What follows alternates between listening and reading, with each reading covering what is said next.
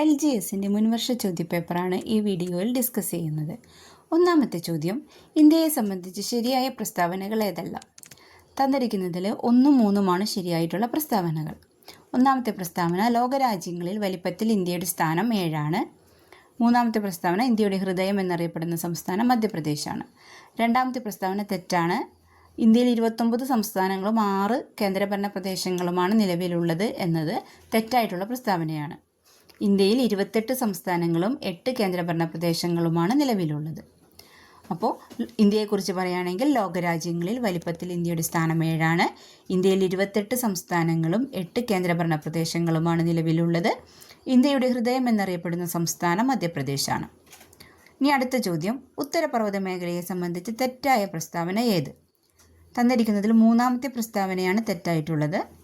ഉത്തരപർവ്വത മേഖലയിൽ സ്ഥിതി ചെയ്യുന്ന പർവ്വതനിരകളുടെ അടിസ്ഥാനത്തിൽ ട്രാൻസ് ഹിമാലയം, ഹിമാലയം, പൂർവാചൽ എന്നിങ്ങനെ തിരിച്ചിരിക്കുന്നു. ഭൂമിശാസ്ത്രപരമായ പ്രത്യേകതകളുടെ അടിസ്ഥാനത്തിൽ ഹിമാലയൻ നദികളെ സിവാലിക്, ഹിമാചൽ, ഹിമാദ്രി എന്നിങ്ങനെ തിരിച്ചിരിക്കുന്നു. നാഗ, കാസി, ഗാരോ കുന്നുകൾ പൂർവാചലിൽ സ്ഥിതി ചെയ്യുന്നു. എവറസ്റ്റ് പോലുള്ള വമ്പൻ പർവ്വതങ്ങൾ സ്ഥിതി ചെയ്യുന്നത് സിവാലിക്കിലാണ് എന്നാണ് തന്നിരിക്കുന്നത്. അത് തെറ്റാണ്. എവറസ്റ്റ് പോലുള്ള വമ്പൻ പർവ്വതങ്ങൾ സ്ഥിതി ചെയ്യുന്നത് ഹിമാദ്രിയിലാണ്.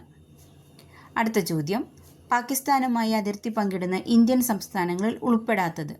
ഹരിയാനയാണ് പാകിസ്ഥാനുമായി അതിർത്തി പങ്കിടുന്ന ഇന്ത്യൻ സംസ്ഥാനങ്ങളിൽ പെടാത്തത്. തന്നിരിക്കുന്നതിൽ രാജസ്ഥാൻ, പഞ്ചാബ്, ഗുജറാത്ത് എന്നിവ പാകിസ്ഥാനുമായി അതിർത്തി പങ്കിടുന്ന ഇന്ത്യൻ സംസ്ഥാനങ്ങളാണ്. അടുത്ത ചോദ്യം, കേരളത്തിലെ തദ്ദേശ സ്വയംഭരണ സ്ഥാപനങ്ങളെ സംബന്ധിച്ച് തെറ്റായ പ്രസ്താവന ഏത്? തന്നിരിക്കുന്നതിലെ നാലാമത്തെ പ്രസ്താവനയാണ് തെറ്റായിട്ടുള്ളത്. മറ്റു പ്രസ്താവനകൾ നോക്കാം. കേരളത്തിൽ 941 ഗ്രാമപഞ്ചായത്തുകളുണ്ട്. 87 മുനിസിപ്പാലിറ്റികളും 6 മുനിസിപ്പൽ കോർപ്പറേഷനുകളുമുണ്ട്. അർദ്ധനഗര പ്രദേശങ്ങളിൽ ഭരണം നടത്തുന്നത് നഗര പഞ്ചായത്തുകളാണ്. കേരളത്തിൽ 941 ഗ്രാമപഞ്ചായത്തുകളും 87 മുനിസിപ്പാലിറ്റികളും 6 മുനിസിപ്പൽ കോർപ്പറേഷനുകളുമാണ് ഉള്ളത്. അർദ്ധനഗര പ്രദേശങ്ങളിൽ ഭരണം നടത്തുന്നത് നഗരപഞ്ചായത്തുകളുമാണ്. അടുത്ത ചോദ്യം, കേരളത്തിൻ്റെ സമുദ്രതീരം സംബന്ധിച്ച പ്രസ്താവനകളിൽ ശരിയായത് ഏതെല്ലാം? തന്നിരിക്കുന്ന 3 പ്രസ്താവനകളും ശരിയാണ്. കേരളത്തിൻ്റെ കടൽ തീരം 590 കിലോമീറ്റർ വ്യാപിച്ചു കിടക്കുന്നു. നിലവിൽ സംസ്ഥാനത്ത് 222 കടലോര മത്സ്യഗ്രാമങ്ങളുണ്ട്. മേഖലയുടെ ഉന്നമനത്തിനായി പ്രവർത്തിക്കുന്ന ഒരു ഏജൻസിയാണ് കേരള ജലകൃഷി വികസന ഏജൻസി, അതായത് അഡാക്ക്. അപ്പോൾ കേരളത്തിൻ്റെ കടൽ തീരം 590 കിലോമീറ്റർ വ്യാപിച്ചു കിടക്കുന്നു. നിലവിൽ 222 കടലോര മത്സ്യഗ്രാമങ്ങളുണ്ട്. മേഖലയുടെ ഉന്നമനത്തിനായി പ്രവർത്തിക്കുന്ന ഏജൻസിയാണ് അഡാക്ക്.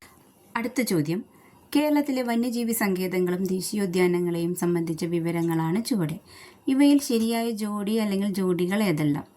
തന്നിരിക്കുന്നതിൽ 2ഉം 3ഉമാണ് ശരിയായിട്ടുള്ളത്. പാമ്പാടുംചോല ഇടുക്കി, ആറളം വന്യജീവി സങ്കേതം കണ്ണൂർ. ഒന്നാമത്തെ പോയിന്റ്, മതികെട്ടാഞ്ചോല വയനാട് എന്നുള്ളത് തെറ്റാണ്. മതികെട്ടാഞ്ചോല ഇടുക്കി ജില്ലയിലാണ്. അതുപോലെ കരിമ്പുഴ വന്യജീവി സങ്കേതം മലപ്പുറം ജില്ലയിലുമാണ്. മതികെട്ടാഞ്ചോലയും പാമ്പാടുംചോലയും ഇടുക്കി ജില്ലയിലെ ദേശീയോദ്യാനങ്ങളാണ്. ആറളം വന്യജീവി സങ്കേതം കണ്ണൂർ ജില്ലയിലും കരിമ്പുഴ വന്യജീവി സങ്കേതം മലപ്പുറം ജില്ലയിലുമാണ് സ്ഥിതി ചെയ്യുന്നത്. അടുത്ത ചോദ്യം, കേരളത്തെ സംബന്ധിച്ച പ്രസ്താവനകളിൽ ശരിയായവ തിരഞ്ഞെടുക്കുക. തന്നിരിക്കുന്നതിൽ 1ഉം 2ഉം ശരിയാണ്. മൂന്നാമത്തെ പ്രസ്താവന തെറ്റാണ്. മൂന്നാമത്തെ പ്രസ്താവന, ജനസാന്ദ്രത കൂടിയ ജില്ല മലപ്പുറം എന്നാണ് തന്നിരിക്കുന്നത്. ജനസാന്ദ്രത കൂടിയ ജില്ല തിരുവനന്തപുരമാണ്. ജനസംഖ്യ കൂടിയ ജില്ലയാണ് മലപ്പുറം. അപ്പോൾ മുഴുവൻ ഗ്രാമങ്ങളിലും ബാങ്കിംഗ് സേവനം ലഭ്യമാക്കിയ ഇന്ത്യയിലെ ആദ്യ സംസ്ഥാനമാണ് കേരളം. കായിക വിദ്യാഭ്യാസം പാഠ്യപദ്ധതിയിൽ ഉൾപ്പെടുത്തിയ ഇന്ത്യൻ സംസ്ഥാനമാണ് കേരളം. ജനസാന്ദ്രത കൂടിയ ജില്ല തിരുവനന്തപുരമാണ്. അടുത്ത ചോദ്യം, കേരളത്തിലെ വിവിധ വൈദ്യുത പദ്ധതികളെ സംബന്ധിച്ച പ്രസ്താവനകളിൽ ശരിയല്ലാത്തത് ഏത് എന്നാണ്. തന്നിരിക്കുന്നതിൽ മൂന്നാമത്തെ പ്രസ്താവനയാണ് ശരിയല്ലാത്തത്. മൂന്നാമത്തെ പ്രസ്താവന ഇങ്ങനെയാണ്: തിരമാലയിൽ നിന്ന് വൈദ്യുതി ഉൽപ്പാദിപ്പിക്കുന്ന കേരളത്തിൻ്റെ പദ്ധതിയാണ് നീണ്ടകര എന്നാണ് തന്നിരിക്കുന്നത്. നീണ്ടകരയല്ല, വിഴിഞ്ഞം പദ്ധതിയാണ് തിരമാലയിൽ നിന്ന് വൈദ്യുതി ഉൽപ്പാദിപ്പിക്കുന്ന കേരളത്തിൻ്റെ പദ്ധതി. കേരളത്തിൽ ജലവൈദ്യുത പദ്ധതികളാണ് കൂടുതലുള്ളത്. കേരളത്തിലെ വിവിധ വൈദ്യുത സ്രോതസ്സുകളാണ് താപവൈദ്യുതി, ജലവൈദ്യുതി, കാറ്റ്, സൗരവൈദ്യുതി തുടങ്ങിയവ. തിരമാലയിൽ നിന്നും വൈദ്യുതി ഉൽപ്പാദിപ്പിക്കുന്ന കേരളത്തിൻ്റെ പദ്ധതിയാണ് വിഴിഞ്ഞം പദ്ധതി. പൂർണ്ണമായും വൈദ്യുതീകരിച്ച സംസ്ഥാനം എന്നറിയപ്പെടുന്നത് കേരളമാണ്. അടുത്ത ചോദ്യം, കേരളത്തിലെ ജലാശയങ്ങളെ സംബന്ധിച്ച പ്രസ്താവനകളിൽ ശരിയായവ കണ്ടെത്തുക. തന്നിരിക്കുന്ന 3 പ്രസ്താവനകളും ശരിയാണ്. അഷ്ടമുടിക്കായൽ കേരളത്തിലെ കായലുകളിലേക്കുള്ള കവാടം എന്നറിയപ്പെടുന്നു. ഏറ്റവും വലിയ ശുദ്ധജല തടാകമാണ് ശാസ്താംകോട്ട. വേമ്പനാട്ടുകായൽ ആലപ്പുഴ, കോട്ടയം, എറണാകുളം ജില്ലകളിലായി വ്യാപിച്ചു കിടക്കുന്നു. അപ്പോൾ കേരളത്തിലെ കായലുകളിലേക്കുള്ള കവാടം എന്നറിയപ്പെടുന്നത് അഷ്ടമുടിക്കായലാണ്. ഏറ്റവും വലിയ ശുദ്ധജല തടാകം ശാസ്താംകോട്ടയാണ്. വേമ്പനാട്ടുകായൽ ആലപ്പുഴ, കോട്ടയം, എറണാകുളം ജില്ലകളിലായി വ്യാപിച്ചു. അടുത്ത ചോദ്യം, കേരളത്തിലെ നദികളെ സംബന്ധിച്ച് ശരിയായത് ഏത്? തന്നിരിക്കുന്നതിൽ കുന്തിപ്പുഴ പടിഞ്ഞാറോട്ട് എന്നുള്ള പോയിൻ്റാണ് ശരിയായിട്ടുള്ളത്. കേരളത്തിൽ ആകെ 44 നദികളാണുള്ളത്. അതിൽ 3 എണ്ണമാണ് കിഴക്കോട്ടൊഴുകുന്നത്. കബനി, ഭവാനി, പാമ്പാർ. ഈ 3 എണ്ണമാണ് കിഴക്കോട്ടൊഴുകുന്ന കേരളത്തിലെ നദികൾ. അടുത്ത ചോദ്യം, സമുദ്രനിരപ്പിൽ നിന്നുള്ള ഉയരത്തെ അടിസ്ഥാനമാക്കി കേരളത്തിൻ്റെ ഭൂപ്രകൃതിയിൽ ഉൾപ്പെടുന്നത് ഏതെല്ലാം? മലനാട്, ഇടനാട്, തീരപ്രദേശം. ഇവ 3ഉമാണ് സമുദ്രനിരപ്പിൽ നിന്നുള്ള ഉയരത്തെ അടിസ്ഥാനമാക്കി കേരളത്തിൻ്റെ ഭൂപ്രകൃതിയിൽ ഉൾപ്പെടുന്നത്. അടുത്ത ചോദ്യം ഡിലീറ്റഡ് ആണ്. അടുത്ത ചോദ്യം, കേരളത്തിൽ തെക്ക് പടിഞ്ഞാറൻ മൺസൂണിനെ സംബന്ധിച്ച പ്രസ്താവനകളിൽ ശരിയായവ ഏതെല്ലാം? ശരിയായിട്ടുള്ളത് 1ഉം 2ഉം പ്രസ്താവനകളാണ് ശരിയായത്. ജൂൺ മുതൽ സെപ്റ്റംബർ വരെ മഴ ലഭിക്കുന്നു, ഇടവപ്പാതി എന്നറിയപ്പെടുന്നു. അപ്പോൾ കേരളത്തിലെ തെക്ക് പടിഞ്ഞാറൻ മൺസൂണിനെ ഇടവപ്പാതി എന്നാണ് വിളിക്കുന്നത്. ഇത് ജൂൺ മുതൽ സെപ്റ്റംബർ വരെയാണ് മഴ ലഭിക്കുന്നത്. ഇനി 3ാമത്തെ പ്രസ്താവനയായ തുലാവർഷം, അത് വടക്ക് കിഴക്കൻ മൺസൂണിനെയാണ് തുലാവർഷം എന്ന് വിളിക്കുന്നത്. അടുത്ത ചോദ്യം, നിലവിൽ കേരളത്തിലെ ഏറ്റവും വലിയ ജില്ല ഏത്? ഇടുക്കി. ഇടുക്കിയാണ് കേരളത്തിലെ ഏറ്റവും വലിയ ജില്ല. വരയാടിനെ, അതായത് നീലഗിരി താറിനെ സംരക്ഷിക്കാൻ പ്രൊജക്റ്റ് നീലഗിരി താർ പദ്ധതി ആരംഭിച്ച സംസ്ഥാനം തമിഴ്നാട്. വരയാടിനെ സംരക്ഷിക്കാൻ പ്രൊജക്റ്റ് നീലഗിരി താർ പദ്ധതി ആരംഭിച്ചത് തമിഴ്നാടാണ്. അടുത്ത ചോദ്യം, കേരളത്തിലെ സ്കൂൾ ബസ്സുകൾ ട്രാക്ക് ചെയ്യാൻ രക്ഷിതാക്കൾക്ക് മോട്ടോർ വാഹന വകുപ്പ് ആരംഭിച്ച മൊബൈൽ ആപ്പ് ഏത്? ഉത്തരം വിദ്യാവാഹൻ. കേരളത്തിലെ സ്കൂൾ ബസ്സുകൾ ട്രാക്ക് ചെയ്യാൻ രക്ഷിതാക്കൾക്ക് മോട്ടോർ വാഹന വകുപ്പ് ആരംഭിച്ച മൊബൈൽ ആപ്പാണ് വിദ്യാവാഹൻ. അടുത്ത ചോദ്യം, എല്ലാ ആദിവാസികൾക്കും അടിസ്ഥാന രേഖകൾ നൽകുന്ന ഇന്ത്യയിലെ ആദ്യ ജില്ല വയനാട്. വയനാട് ജില്ലയാണ് എല്ലാ ആദിവാസികൾക്കും അടിസ്ഥാന രേഖകൾ നൽകുന്ന ഇന്ത്യയിലെ ആദ്യത്തെ ജില്ല. തിരുക്കൊച്ചി സംയോജനം നടന്നത് എപ്പോൾ? 1949 ജൂലൈ 1. 1949 ജൂലൈ 1 തിരുക്കൊച്ചി സംയോജനം നടന്നത്. അടുത്ത ചോദ്യം, യുനെസ്കോയുടെ ലോക പൈതൃക പട്ടികയിൽ ഉൾപ്പെടുത്തിയ 2ാമത്തെ കേരളീയ കലാരൂപം ഏത്? ഉത്തരം മുടിയേറ്റ്. യുനെസ്കോയുടെ ലോക പൈതൃക പട്ടികയിൽ ഉൾപ്പെടുത്തിയ 2ാമത്തെ കേരളീയ കലാരൂപം മുടിയേറ്റ്. ആദ്യ കലാരൂപം എന്ന് പറയുന്നത് കൂടിയാട്ടമാണ്. അടുത്ത ചോദ്യം, നിബന്ധമാല എന്ന കൃതി രചിച്ചത് ആര്? ഉത്തരം വിഷ്ണുകൃഷ്ണ ചിപ്ലുങ്കർ. വിഷ്ണുകൃഷ്ണ ചിപ്ലുങ്കറാണ് നിബന്ധമാല എന്ന മറാത്തി കൃതി രചിച്ചത്. അടുത്ത ചോദ്യം, അർജുന അവാർഡ് നേടിയ ആദ്യ മലയാളി ആര്? സി ബാലകൃഷ്ണൻ. സി ബാലകൃഷ്ണനാണ് അർജുന അവാർഡ് നേടിയ ആദ്യ മലയാളി. അടുത്ത ചോദ്യം, ഇന്ത്യൻ ഗവൺമെൻറ്റിൻ്റെ കീഴിൽ വരുന്ന ISROയുടെ പുതിയ വാണിജ്യ വിഭാഗം new space India limited. Indian ഗവൺമെൻറ്റിൻ്റെ കീഴിൽ വരുന്ന ISROയുടെ പുതിയ വാണിജ്യ വിഭാഗമാണ് ന്യൂ സ്പേസ് ഇന്ത്യ ലിമിറ്റഡ്. അടുത്ത ചോദ്യം, 2023 IPL ചരിത്രത്തിലെ ആദ്യ ഇമ്പാക്റ്റ് പ്ലെയർ ആയത് ആരാണ്? ഉത്തരം തുഷാർ ദേശ് പാണ്ഡെ. തുഷാർ ദേശ് പാണ്ഡെയാണ് IPL ചരിത്രത്തിലെ ആദ്യ ഇമ്പാക്റ്റ് പ്ലെയർ ആയത്. അടുത്ത ചോദ്യം, ജ്ഞാനപ്പാന പുരസ്കാരം 2023 നേടിയതാര്? വി മധുസൂദനൻ നായർ. ഇനി 2024 ജ്ഞാനപ്പാന പുരസ്കാരം നേടിയത് രാധാകൃഷ്ണൻ കാക്കശ്ശേരി.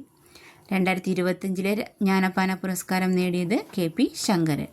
2023 വി മധുസൂദനൻ നായർ, 2024 രാധാകൃഷ്ണൻ കാക്കശ്ശേരി, 2025 KP ശങ്കരൻ.